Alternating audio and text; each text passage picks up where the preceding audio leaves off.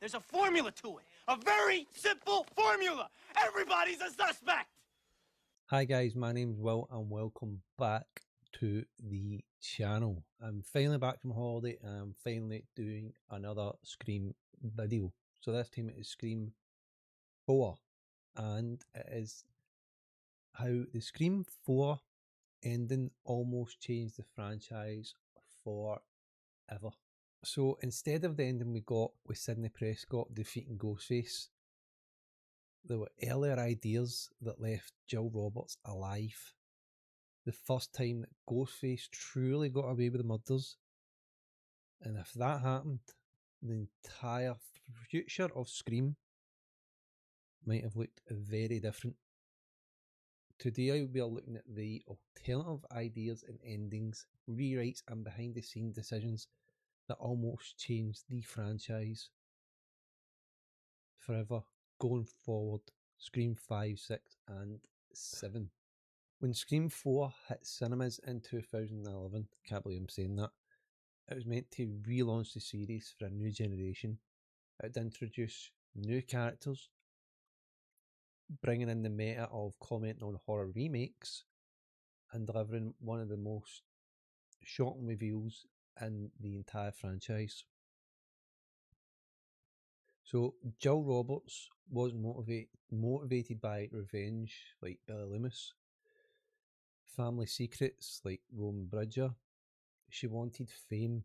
She believed that the world's obsession with social media and celebrity, being the lone survivor, would make her famous overnight.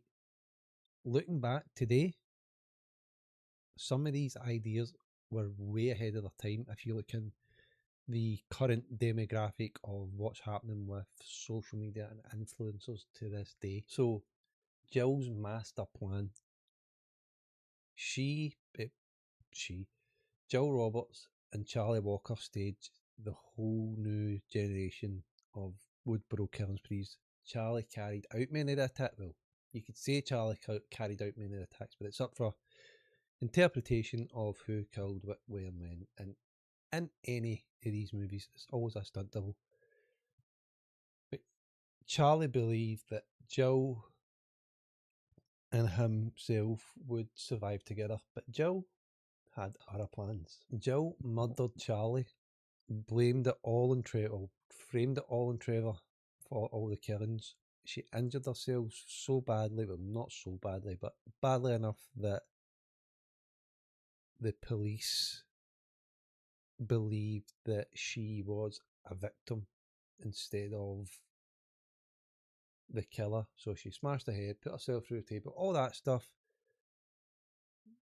so it could go according to her plan and she could become the new Sidney Prescott almost and be the new hero of the franchise. This is where the video gets interesting and into the actual plot of this whole video idea concept. What we could have got as an ending could have changed the franchise entirely. So one of the most talked about behind the scenes ideas is that Jill survived and she successfully framed herself as the final girl. This concept has been discussed by people involved in the film since the film came out in 2011, although we never got that theatrical ending. So to me, that idea is interesting. I'd have loved to have seen it as a, if they did, I don't think they ever shot it, but it was just an idea that was thrown out there.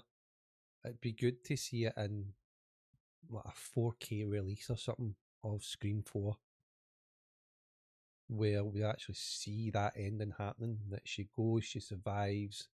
Does she kill Sidney? Does she not? So would you imagine a Scream sequel that everybody believes that Ghostface is actually dead, but the real killer, Jill, is giving interviews, appearing in magazines, becoming this national celebrity who survived the Ghostface killings? So instead of going on a Scream movie known not knowing who the Ghostface is, but we know as an audience who the Ghostface is. So basically, the movie would change the aspect, so the audience knows, but the in-screen characters don't know. That would make it such a different mystery. Why am I talking like Donald Trump here with the hand signs? That would make it such a different mystery, as Scream is already a mystery whodunit movie, but it would bring that whole new, what are the clues that could Jill keep this long running thing going where she's a part of a different friend group and she's secretly doing the killing still while being that all American hero sort of girl. So yeah, that'd be really interesting.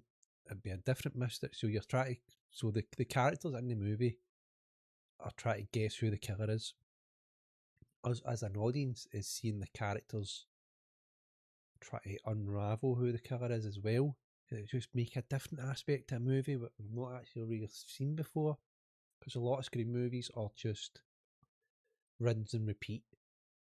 You get a friend group, you get the main core characters, you get the killer, you know the killer in the movie eventually.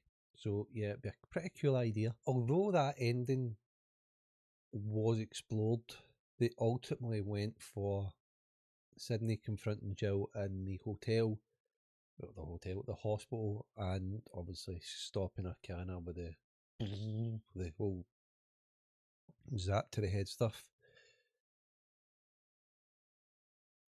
And it was good for the filmmakers to do that because ultimately they wrapped it up in a story, not leaving the franchise dependent on the other ending with Jill surviving or another sequel. And that was probably important what they didn't know, because Scream 4 underperformed at the box office.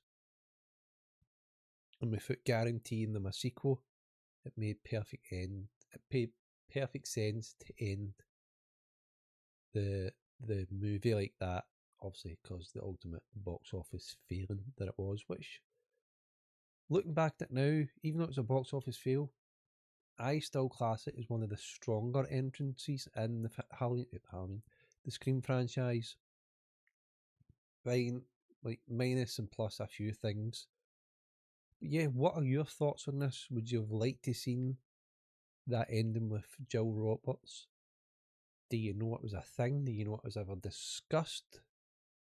So let me know what your thoughts and opinions are down below in the comments, and I'll see you on the next one.